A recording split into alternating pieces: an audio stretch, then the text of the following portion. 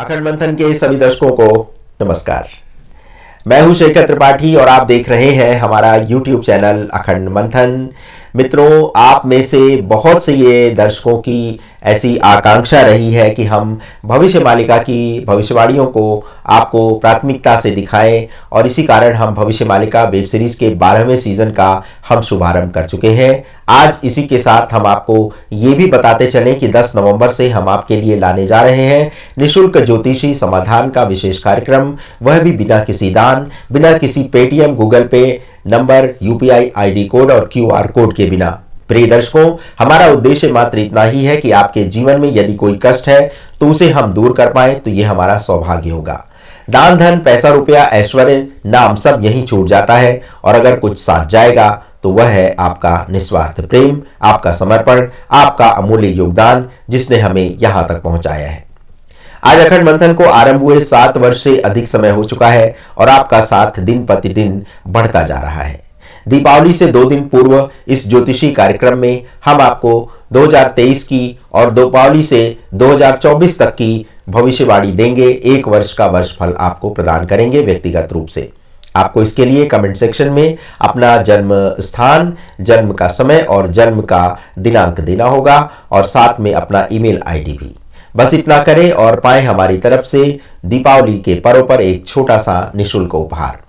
आगे इस कार्यक्रम का और भी हम विस्तार करेंगे और दिन में 2 घंटे ये विशेष कार्यक्रम चलेगा जिसमें आप हमसे जुड़कर अपने जीवन की समस्याओं का समाधान पा सकेंगे। तो प्यारे दर्शकों, अब हम आरंभ करते हैं भविष्य मालिका के 3रे एपिसोड का। तो भविष्य मालिका में अगली कथा का सिरा जो है जुड़ा हुआ है पड़ोसी देश चीन के साथ, जिसके कारण भारत में युद्ध संबंधी विवाद शीघ्र पैदा होने की आशंका है। चीन अंदर ही अंदर चिंगारी भड़का रहा है और आग लगने की एक स्थिति 1 या 2 वर्ष में हो सकती है। जो लोग समाचार देखते हैं उन्हें पता चल रहा होगा कि चीन और भारत के संबंध किस स्तर पर पहुंच चुके हैं।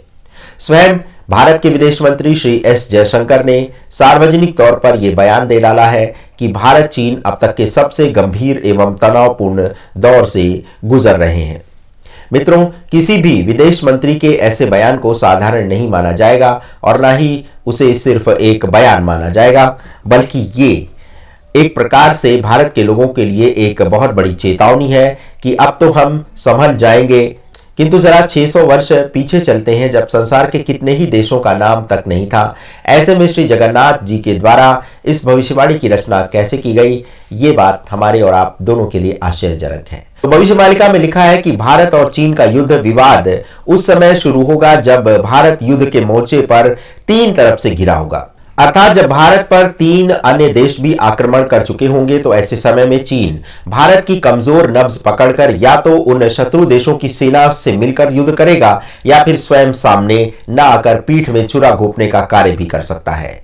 वैसे देश की पुरानी राजनीतिक पार्टी है जो चीन का साथ दे सकती है, क्योंकि उसने तो 2008 में चीन की तत्कालीन वामपंथी पार्टी के साथ एक करार भी किया है, जिसका समाचार पिछले कुछ दिनों में सुनने को मिला था। तो मालिका में लिखा है कि एक ओर युद्ध में चौतरफा घिरा भारत और दूसरी ओर युद्ध के संसाधनों में कमी। अनाज की समस्या से भूखमरी भी आएगी, क्योंकि युद्ध के दौरान खेत खलिहान की फसलें खराब हो जाएंगी और अनाज के गोदाम पर भी हमला होगा। तो कुल मिलाकर भारत की स्थिति एक ओर कुआं और दूसरी ओर खाई जैसी होने जा रही है। यह भी लिखा गया है कि ऐसे आर्थिक और युद्ध के मोर्चे पर बड़े संकट झेल रहे भारत को तब एक और चुनौती का सामना करना पड़ेगा जब रात के अंधेरे में ओडिशा एवं पश्चिम बंगाल में चीनी नौसेना द्वारा आक्रमण किया जाएगा। इस आक्रमण के कारण भारत को भारी क्षति उठानी पड़ेगी। इसी के ठीक 3 दिन बाद कई देशों की सेनाओं से भारत का युद्ध सिंधु नदी के किनारे पर होगा। इसी दौरान पाकिस्तान की सेना भी भारत में घुसपैठ कर सकती है और इन पाकिस्तानियों की मदद के लिए भारत के गद्दार सामने आ जाएंगे। जैसा कि भारत के सनातन धर्म का इतिहास रहा है कि यहां युद्ध में पराजय हमारे योद्धाओं के पराक्रम में कमी का कारण नहीं, बल्कि देश के गद्दारों द्वारा शत्रु सेना की मदद करने के कारण ही ऐसी विजय और ऐसी पराजय उन्हें मिली। आप सोशल मीडिया के चैनल को देख लीजिए और आपको अंदाजा हो जाएगा कि कितनी बड़ी शत्रु सेना भारत में स्वयं खड़ी है। जब युद्ध होगा तो हमारे सैनिकों के सामने देश के गद्दारों से लड़ने की बड़ी चुनौती है और स्पष्ट बात यह है कि बाहर के शत्रु को तो परास्त करना सरल होता है, किंतु घर के दुश्मनों से लड़ पाना सभी के लिए संभव नहीं होता है। किंतु भारत की सेना इस क्षेत्र में भी पराक्रम दिखाएगी और देश के भीतर और बाहर दोनों प्रकार के शत्रुओं को मार भगाएगी। इस समय भारतीय समाज में घोर विभाजन की स्थिति देखने को मिल रही है। विभाजन का सबसे बड़ा कारण यह होगा कि हर कोई एक दूसरे से अपने आप को श्रेष्ठ मानने लगेगा। जैसे कि आप इस समय देख रहे हैं कि एक ज्योतिषी का कहना है कि मैं बहुत बड़ा हूं, दूसरा कहता है मैं उससे भी बड़ा हूं, और एक ये कहता है कि वह कल्कि भगवान है, दूसरा कहता है कल्कि से वह मिलकर आया है। तो विषयांतर होने के लिए क्षमा प्रार्थी। एक बार पुनः आगे क्या लिखा है ये अब आपको बताते हैं।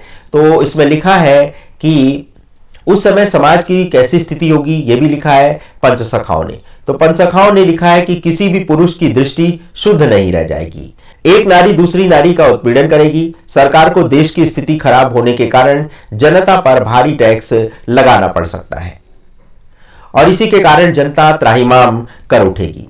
स्थितियां इतनी ही नहीं खराब होंगी, बल्कि आप इसको ऐसे देख सकते हैं कि आपको अपना रक्त बेच करके टैक्स कहीं चुकाना ना पड़ जाए, ऐसी भारी कर भी लगाए जा सकते हैं। बड़े बड़े तिलकधारी कथावाचक कथा करेंगे और कथा के माध्यम से पाप का कमाई करेंगे। तो आप देख ही रहे हैं, ये भी भविष्य मालिका में लिखा है कि कल्कि के नाम पर तमाम कथावाचक स्थान स्थान पर सुधर्मा सभा का आयोजन करेंगे और कल्कि भगवान के नाम पर दान मांगेंगे। तो ये सब बातें मालिका में 600 वर्ष पूर्व ही लिख दी गई थी। मालिका ग्रंथ में यह भी लिखा है कि युद्ध के मोर्चे पर चौतरफा जूझ रहे भारत में उस समय अनाज की कीमतें 7वें आसान पर पहुंच जाएंगी। मानव भूख से भूमि को कुरेदता रहेगा और अनाज के दाने को तरस कर रह जाएगा। लोगों के जीवन भर की कमाई नष्ट हो जाएगी और लोग दर दर भटकते रहेंगे। तो दर्शकों, युद्ध की ऐसी स्थिति में ऐसा होना कोई नई बात नहीं है। कई बार सरकार के ये ना चाहते हुए भी सेना की सहायता करने के लिए लोगों के निजी धन का प्रयोग करना पड़ता है, क्योंकि उस समय देश की सुरक्षा का प्रश्न सबसे बड़ा होता है। तो दर्शकों, आज के एपिसोड में बस इतना ही। और हाँ, चलते चलते एक बार पुनः आपको बताते चलें कि 10 नवंबर से हम आपकी व्यक्तिगत समस्याओं के समाधान के लिए एक विशेष कार्यक्रम आरंभ करने जा रहे हैं, जिसमें हमने आपको निःशुल्क 1 वर्ष तक का व्यक्तिगत भविष्य फल प्रदान करने का निर्णय किया है। इसके लिए आपको कमेंट सेक्शन में अपनी जन्मतिथि, जन्म स्थान और विवरण देने के साथ साथ अपना ईमेल आईडी आप दे देंगे तो ये जानकारी आप तक भी पहुंच जाएगी। और यदि कोई तकनीकी समस्या नहीं आई तो ये सारा कार्य सफल भी होगा। तो मिलते हैं एक नए एपिसोड के साथ, तब तक के लिए हमें अनुमति दें। धन्यवाद, नमस्कार।